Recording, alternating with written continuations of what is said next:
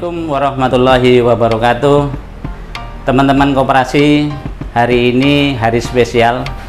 Saya akan membahas terkait dengan lembaga keuangan mikro syariah. Orang Indonesia lebih kenal dengan BMT atau KSPPS, Koperasi Simpan Pinjam Pembiayaan Syariah. Luar biasa, di pagi hari ini saya ketemu dengan seorang motivator, trainer, juga penulis buku yang memang dia fokus di lembaga keuangan syariah. Pagi hari ini kita akan ketemu dengan Ustadz. Waalaikumsalam, Pak. Gimana kabarnya? Alhamdulillah luar biasa, tetap semangat ini. Alhamdulillah. Ustadz, ini kami dari Mas Hari Koperkasa Channel mau bincang-bincang terkait dengan lembaga keuangan syariah atau kita bilang BMT lah. Ya. Nah, itu perkembangan di kota Yogyakarta seperti apa, Tat? Ya, baik, sahabat semuanya, perlu kita ketahui bahwa BMT, yakni Baitul Mal wa Tamwil, merupakan koperasi yang berbadan hukum koperasi, tetapi ininya syariah, pekerjaannya. Nah, kalau kita melihat di Indonesia, memang perkembangan BMT itu luar biasa, pesat. Dan kalau di Yogyakarta sendiri, khususnya di kota Jogja, ada sekitar 50 BMT yang bergabung dalam asosiasi Baitul Mal wa Tamwil seluruh Indonesia, yakni disingkat APSindo Kota Yogyakarta. Begitu ya, Tat. Tat, sebetulnya kan antara koperasi yang sifat konven kemudian dengan yang syariah, sebetulnya perbedaan dasarnya di mana, Tat? Ya, kalau kita berbicara tentang BMT, pasti orang itu akan mengarah koperasi syariah dengan dijalankan dengan prinsip syariah. Apa perbedaan dari koperasi konven dan koperasi syariah? Yang pertama adalah di koperasi syariah itu pasti ada Dewan Pengawas Syariah. Ini yang pertama. Dewan Pengawas Syariah ini nanti yang akan melihat transaksi-transaksi di koperasi itu apakah melanggar syariah atau tidak, masih menerapkan sistem riba atau tidak. Ini yang pertama. Yang kedua, yang membedakan dengan koperasi konven adalah transaksi dari akad itu sendiri. Karena di koperasi syariah itu banyak akad-akadnya. Yang pertama adalah akad murabahah, mudorobah, ijaroh, dan lain sebagainya. Teman-teman koperasi, perlu diketahui juga bahwa Ustadz Nardi ini adalah salah satu Dewan Pengawas Syariah di beberapa BMT. Ya, dan insya Allah dari MUI sudah bersertifikasi. Nah, terkait dengan akad atau perjanjian, ini di BMT itu apa saja sih? Mungkin dari teman-teman koperasi perlu mengetahui itu. Ya, sahabat semuanya, di BMT itu ada beberapa akad yang perlu kita ketahui. Yang pertama adalah akad jual beli. Akad jual beli ini adalah akad murabahah. Nah, misalkan transaksinya seperti ini. Ada seseorang yang datang ke BMT, sebut saja namanya Pak Ahmad. Nah, Pak Ahmad ini mau beli motor. Nah, maka koperasi syariah itu transaksinya adalah transaksi murabahah karena untuk membeli motor. Nah, koperasi itu membeli motor ke dealer terus dijual kepada Pak Ahmad.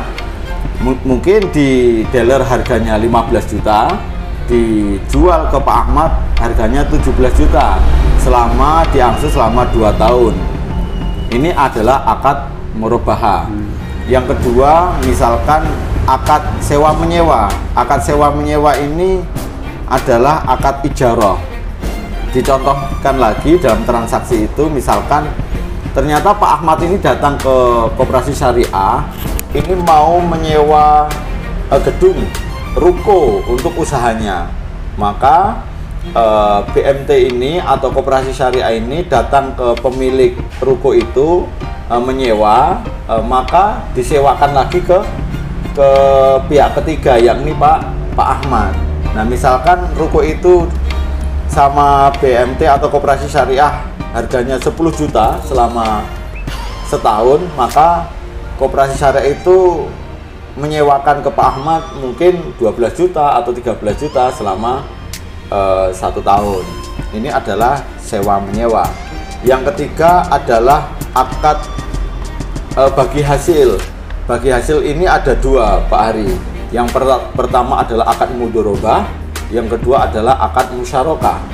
Akad mudharabah ini adalah 100% dananya dari Koperasi Syariah. Kalau musyarakah ini dananya kongsi 50%, 50% atau 70% atau 30% seperti itu. Nah, bagaimana kongsi ini? Misalkan tadi Pak Ahmad datang ke Koperasi Syariah ingin ini ada proyek, karena ada proyek dari misalkan dari dinas A mau mengerjakan, karena usahanya adalah percetakan, misalkan ada proyek membuat kalender, ternyata kalendernya ini menghabiskan dana 100 juta dan Pak Ahmad ini tidak mempunyai dana, 0 dananya, 0 rupiah, maka Koperasi Syariah akan membiayai 100%. Nanti bagi hasilnya berapa, nisbahnya berapa, nisbahnya disepakati 50-50. Nah, ini adalah akad mudharabah karena 100% modalnya dari Koperasi Syariah. Tapi beda lain, apabila Pak Ahmad ini masih mempunyai 50 juta, dia membutuhkan 50 juta untuk proyek itu, maka ini adalah akadnya akad musyarakah. Ini yang keempat adalah, yang terakhir yang keempat adalah akad sosial, yakni biasa disebut dengan alqad, untuk membiayai mungkin orang-orang yang membutuhkan, fakir miskin yang mau berusaha. Nanti kita beri nama akadnya akad alqad atau al-qardun hasan, seperti itu. Iya. Terima kasih, Tad. Terkait itu kan baru terkait dengan pembiayaannya, Tad. Ya. Kalau simpanan ada perbedaan nggak ya? Simpanan untuk di Koperasi Syariah itu ada 2, Bapak Ibu semuanya, sahabat semuanya. Yang pertama adalah akad wadiah. Nah, akad wadiah ini adalah akad titipan. Akad titipan ini Koperasi Syariah boleh memberikan bonus dan boleh juga tidak memberikan bonus karena wadiah, titipan. Yang kedua adalah akad mudharabah.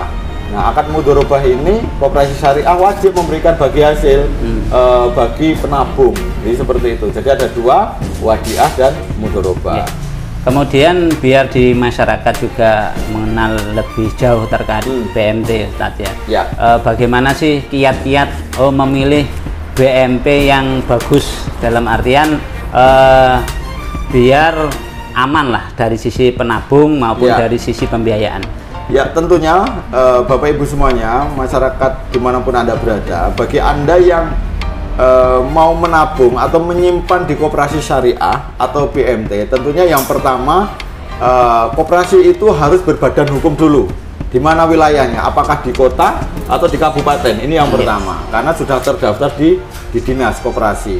Ini yang pertama. Yang kedua, kalau di Koperasi Syariah itu ada beberapa asosiasi, yakni Apsindo, Puskopsa atau PBMT. Nah, ikuti mana BMT yang mengikuti tiga organisasi itu. Apabila dia sudah mengikuti dari organisasi itu, insya Allah BMT itu sudah terjaga, karena memang dari segi likuiditas, dari segi pendanaan, ini akan di backup oleh organisasi tersebut.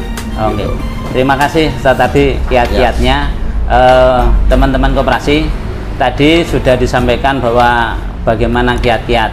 Kemudian kalau teman-teman koperasi mau belajar terkait dengan aplikasi akad-akad syariah BMT, ini Ustadz Tardi sudah membuat buku terkait dengan aplikasi akad-akad syariah. Silahkan bisa belajar ini praktek, karena Ustadz Tardi di samping juga Dewan Pengawas Syariah, juga dia adalah praktisi di BMT. Terima kasih Ustadz Tardi terima kasih Pak Ari yang pada siang hari ini. Insya Allah lain kesempatan kita bisa ngobrol yang lebih jauh lagi. Ya, terima kasih. Demikian teman-teman koperasi bincang-bincang pada siang hari ini dengan Ustadz Tardi. Terima kasih, lain waktu kita akan bertemu kembali. Saya Iri, wassalamualaikum warahmatullahi wabarakatuh. Waalaikumsalam warahmatullahi wabarakatuh. Salam koperasi. Salam.